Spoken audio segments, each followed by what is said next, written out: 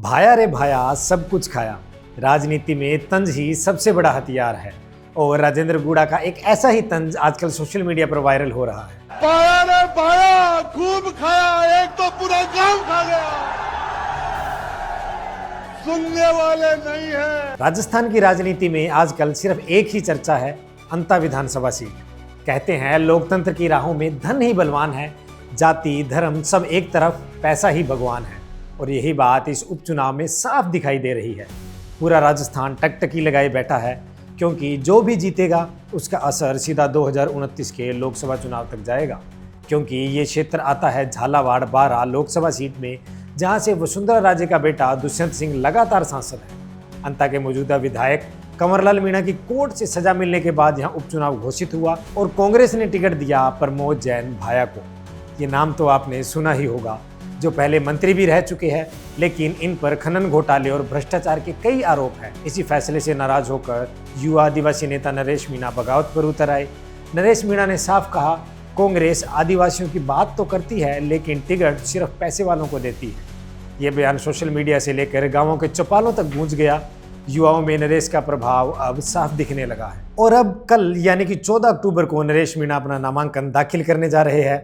अब बड़ा सवाल ये है कि क्या कल नरेश मीणा शक्ति प्रदर्शन करेंगे? क्या उनके साथ हनुमान बेनीवाल भी मंच साझा करेंगे? क्योंकि पिछले कुछ दिनों से दोनों के बीच लगातार बातचीत की चर्चाएं हैं। राजनीतिक गलियारों में ये भी कहा जा रहा है आरएलपी के सपोर्ट से ये चुनाव एक नए समीकरण में बदल सकता है।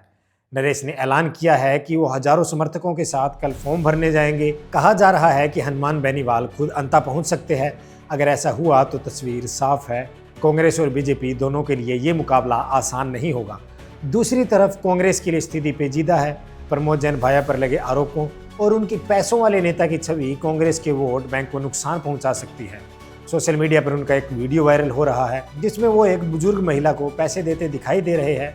विपक्ष का आरोप है ये सीधा आचार संहिता का उल्लंघन है। कांग्रेस कार्यकर्ताओं में भी नाराजगी देखी जा रही है कि एक बार फिर टिकट योग्यता से नहीं रुपयों से मिला है। और अगर अब बात करें बीजेपी की, बीजेपी अभी तक अपना उम्मीदवार फाइनल नहीं कर पाई है।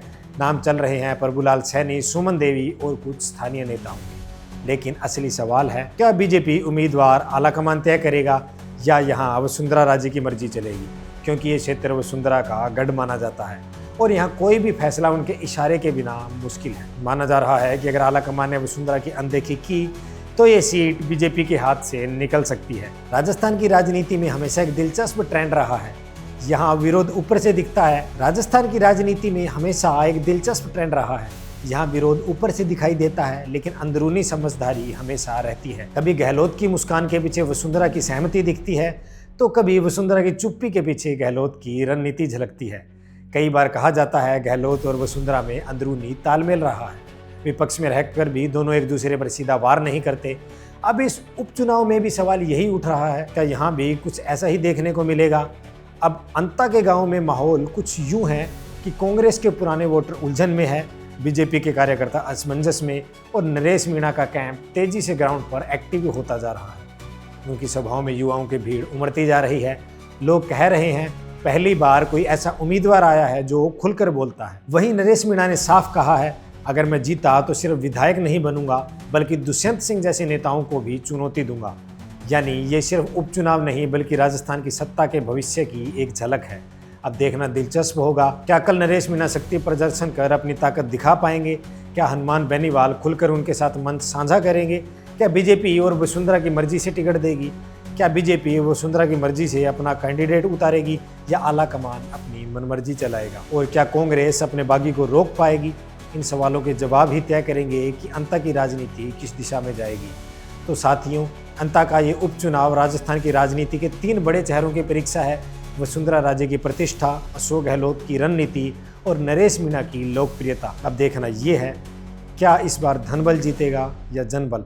अगर आप अंता या बारां जिले से हैं या इस चुनावी माहौल को करीब से देख रहे हैं तो अपने विचार हमें कमेंट में ज़रूर बताएं। और हम अगले वीडियो में बात करेंगे बीजेपी के उम्मीदवार के नाम पर और ये भी समझेंगे कि वसुंधरा बनाम आलाकमान की इस जंग में किसका पलड़ा भारी पड़ता है।